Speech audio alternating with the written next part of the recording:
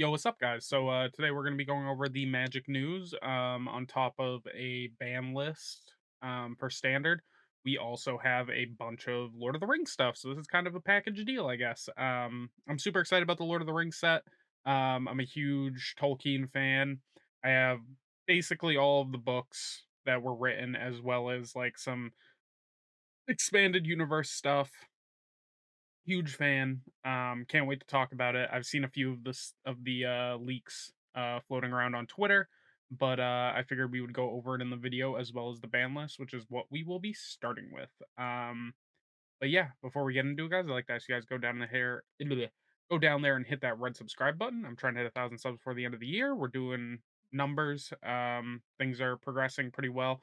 I'm a big fan of you know how much engagement I've been getting, even if it's not all positive.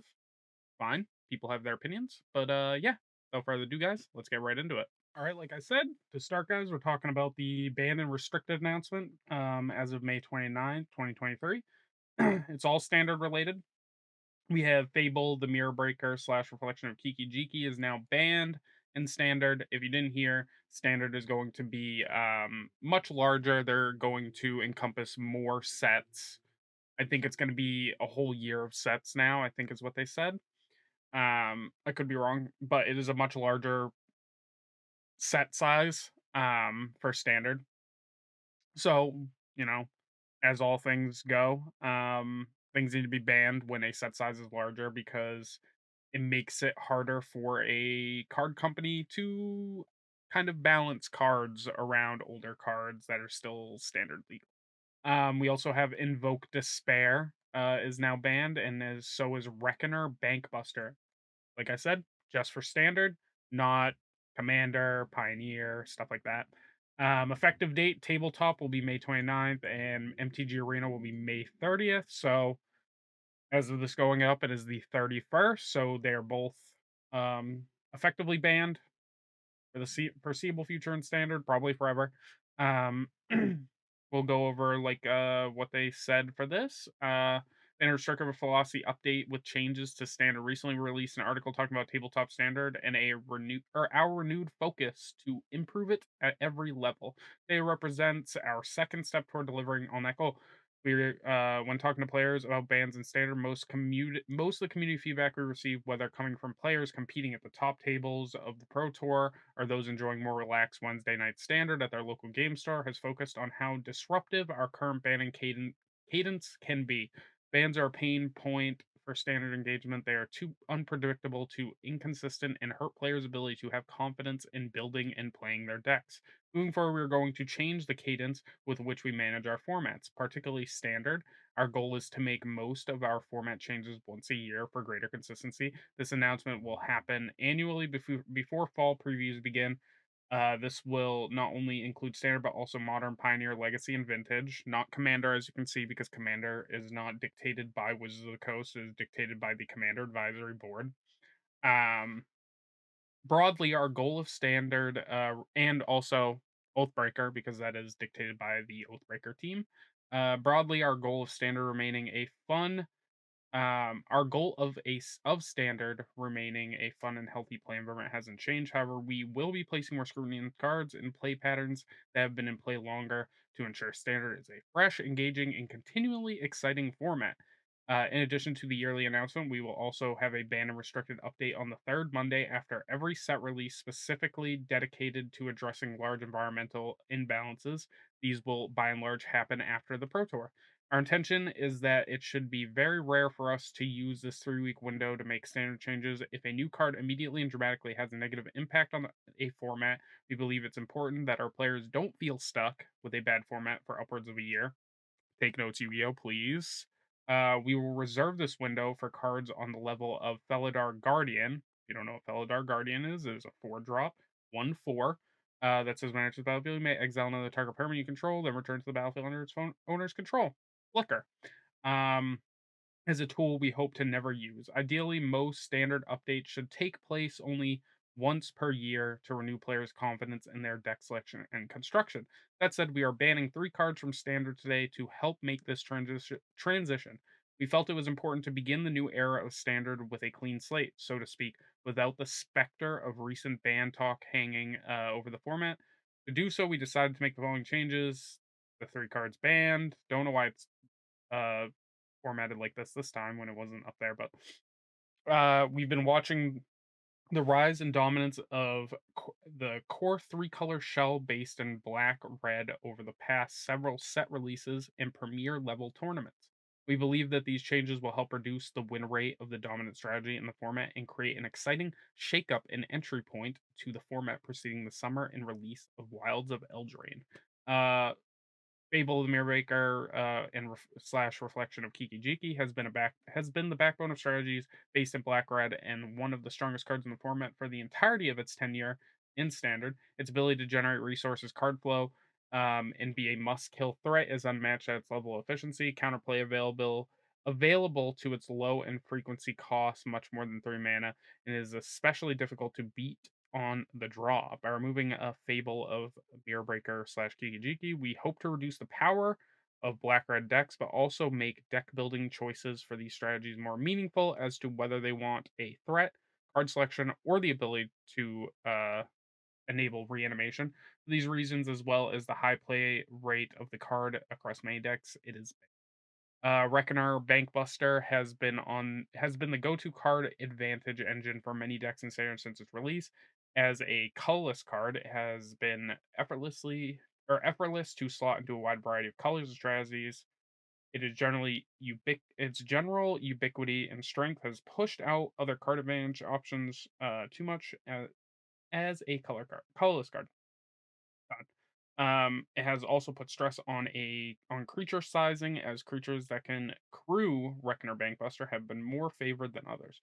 To promote more diversity and give power back to other types of cards in different colors, Reckoner Bankbuster is banned. And then Invoke Despair has been the premier curve topper in most black red decks and black based strategies for most of its lifetime. Not only is it powerful for managing the battlefield and generating card advantage, it also or has also been excellent for shoring up some of black's weaknesses. Traditionally playing a wide variety of permanent types is strong against decks with a lot of one for one removal. Invoke Despair makes it especially difficult to find ample counterplay to black strategies as it is an effective card to cast on empty boards and prey upon the enchantments and planeswalkers that are historically effective against these types of removal heavy strategies. Due to its power level and negative impact on card diversity, Invoke Despair is banned. We will have our first yearly ban and restriction announcement on August 7th, 2023, ahead of Wilds of Eldraine previews. So, big blurb of text. They banned three cards that are basically used in one strategy, red black decks.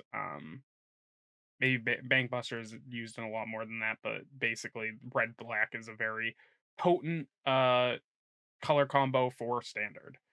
But that is it for the ban and restricted announcement. So let's move on to the Lord of the Rings stuff. Okay, guys, we're over here on Magic's Twitter, or Wizards Magic's Twitter, with the Lord of the Rings stuff. We have the debut video. I will not be playing that.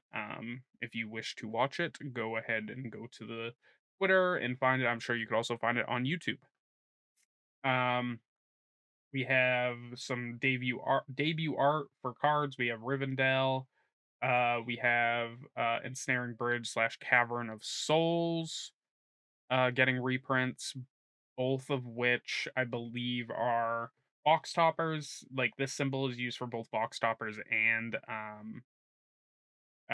what is it? Commander decks. I believe these are not going to be in commander decks, so they're going to be box toppers. They need people to buy boxes, not just commander decks. We have the full art lands, which we've seen. We have more art. This is Friendly Rivalry, which is Legolas and Gimli fighting the orcs and doing their little, um, like, I don't know, just fighting side by side. At, oh, what's it called? I can't remember what it's called. It'll come back to me. Then we have, Barad-dûr, Is beautiful art, by the way. Um, we have some cards. We have Samwise Gamgee with his kids, which is cute as hell, and then Samwise Gamgee in Rivendell. Very cool. I'll leave the cards up a little bit. I'm not going to go in depth on each and every card, actually. I'm going to move myself and there we go. I'm going to move myself over here just to make it easier for people to read both cards. Just easier that way, guys. I am mirrored, so if I'm looking over here or looking over here, don't take it personally. I'm just trying to figure out where I'm looking. The showcase art is very nice. Then we have Samwise the Stout-Hearted, which we've seen. Um, we have the Battle of Brywater, which is pretty nice. We have Meridoc Brandybuck. I love all the art. We have Peregrine Took. Um, we have some cool cards. We have Mary and Pippin. Mary, Esquire of Rohan, and Pippin, Guard of the Citadel. They each have, or this one at least, Esquire of Rohan has an alternate art, which is really nice, by the way. We'll get into it. But there is an alternate art for this one, not Guard of the Citadel, because he's not seen at the Battle of Pelennor Fields. And then we have this, which is their showcase art, I believe. What are they calling it? Oh, they don't have a name for it. This is like the showcase art, the ring art, I guess, which is Pippin, Guard of the Citadel, and Mary Esquire Rohan. Then we have the Legends of Gondor and Rohan. We have Aragorn the Uniter, Boromir Warden of the Tower. We have Gimli Mournful Avenger, Legolas Master Archer, Gandalf the White, Eowyn Fearless Knight, Eomer Marshal of Rohan, and Prince Imrahil the Fair. Um, Beautiful art, amazing cards. Like I said, I will leave it up for you guys to read the cards as you see fit. Let me move this over a little bit so you can see um, Gandalf a little bit better. So next we have um, Aragorn the Uniter. A little bit of a closer look at him and his ring art. This is beautiful. We have amazing art. That seems to be when the beacon's lit. I think is him waiting to see if the beacons get lit, which is real nice. Um, we have a better look at Boromir. Boromir when he tried to no, I'm thinking of Farmir. Boromir or Faramir? I always get the two confused. Boromir is yes, Boromir is Sean Penn or Sean Bean's character when he tries to take the ring from Frodo. Then we have Gimli, Mournful Avenger, and then Gimli fleeing what looks to be one of the dwarven mines. We have a Legolas Master Archer, what seems to be Legolas hearing the sound. If you guys don't know the lore of the elves in um, the Lord of the Rings, they hear the sound that calls them to where like all basically immortal beings go um, to live their life. I forget what it's called, but this is him hearing the sound of the ocean calling him. Then we have Gandalf the White with a beautiful artwork of Gandalf emerging as Gandalf the White on top of the mountain, it seems. We have Sauron the Dark Lord, and then Sauron getting what cast into Mount Doom, it looks like. That looks like the ring as well. Great art. Sorry about the motorcycle sounds. It's that time of year. We have Gothmog, Morgul Lieutenant, Mirkwood Bats, and Voracious Fellbeast. All cool looking cards for Middle Earth. We have Orcish Bowmasters and the Oliphant. Oliphant looks cool as hell. All very cool cards. I'm very excited about this, as you can tell. We have the Nazgul, which I'm pretty excited about this, a Wraith Knight, but it's all the same card. It's 9 different arts because of the 9 men given the rings. Very cool. Nine he gave to mortal men, proud and great, and so ensnared them. Long ago they fell under the dominion of the One, and they became ring wraith shadows under his great shadow, his most terrible servant. We have the Witch King of Angmar. People have been excited about seeing what kind of card the Witch King would have. We have a Wraith Noble, 5 mana. Seems pretty sick. I love the art. This art is amazing. When he faces down against Eowyn. Can't wait. Can't wait to see the um commander deck reveals. I really want to see what's in them. We have Eowyn Shield Maiden.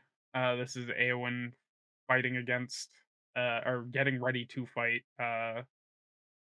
Angmar, or not Angmar, and the Witch King of Angmar. Seems pretty cool. Nice 3-color commander. Knight commander too. Red human knight creature tokens. Very cool. Then we have Frodo, Adventurous Hobbit, Sam, Loyal Attendant. These are the commander cards. They're partners, I believe. Or yeah, they're partners. So that will be the partner deck. These are all commander cards. This is a commander card too, Eowyn. So I assume she's the either the commander or the alt commander for the Knights of Rohan deck. Then we have Galadriel, Elven Queen, which is the other commander deck, and then we have Sauron, Lord of the Rings, which is the other commander. Very nice. Like the Amass Orcs thing. We have the Grey Havens. We have a Rosie Cotton of South Lane. Merchandising, stuff like that. Then food tokens. Very cool looking food tokens. Don't seem to see like we have what, second breakfast or lunch, dinner seems to be, but I don't see the bread that was given to the hobbits. We have Sauron as a mass orcs, and we have the orc tokens. Both look very cool. The white hand of Saruman is very cool, and then the armor um of Sauron for his orcs. We have Boromir with the ring tempts you and the ring token, so you know what steps you're on. We have the one of one ring being able to get in a collector's booster. Cool. We'll never that'll never see the light of day ever. We have Soul Ring, and then the different versions of the Soul Ring and how many of each. So there's 900 serialized versions and 9,000 non-foil, non-serialized versions of the one to the rings to the men, the 7 for the dwarves, and the 3 for the elves. And then like the OG art that they're going to use for Soul Ring, but these are non-serialized and serialized versions of that art. I think it's a little weird that there's still a limited amount. I mean, 3,000, 7,000, 9,000 is still a lot, but I think it's a little much to serious or to basically have a limited amount on these. Like it's fine to do the 300, 700, 900, but to have 9,000, 7,000, 3,000, like just make them just have unlimited amount, please. Like that's just an unnecessary limitation that you're putting on it. We have Lobelia, Sackville Baggins. Love the fact she's getting her own card. We have Wizard Rockets, Gandalf, Friend of the Shire. We have Delighted Halfling, Bilbo, Retired Burglar, and Frodo Baggins. Love the that the party's getting like extended arts to basically build a scenario or a piece of art. Same with this. It's the Frodo, Sauron's Bane, Samwise the Stout-Hearted, Gollum the Patient Plotter, and the One Ring art. These are very cool.